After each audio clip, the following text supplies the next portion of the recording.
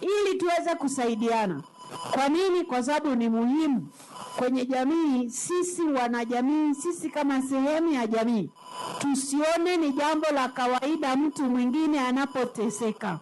Tusione ni jambo la kawaida mtu mwingine anapokuwa kwenye dhiki.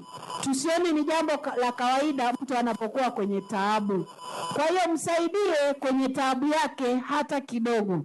Usimwone mtu mwenye taabu ukaanza nawe kumuongezea taabu nyingine kwa kumsema vibaya.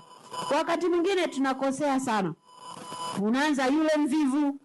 Leo umemwona ametoka kakaa kwenye jua, kumbe mtu anaona mguu ulivunjika, si ulivunjika. Alafu anakaa pale pale, alafu anajifanya kuomba chakula. Wakati ulijui taabu yake. Msaidie ili aweze kupiga hatua kwa yule anayeweza kupiga hatua. Na yule ambaye hawezi kupiga hatua, basi msaidie kwa kile uwezacho kwa wakati huo, na yeye asahau taabu yake. Kwa hiyo kwa siku ya leo tumeleta sisi kama Atulia Trust, tumeleta tabasamu kwa mzee huyu. Tutamkabidhi nyumba yake ili aweze kuishi hapo kwa amani, lakini jamii tuendelee kutoa ushirikiano kwa familia hii.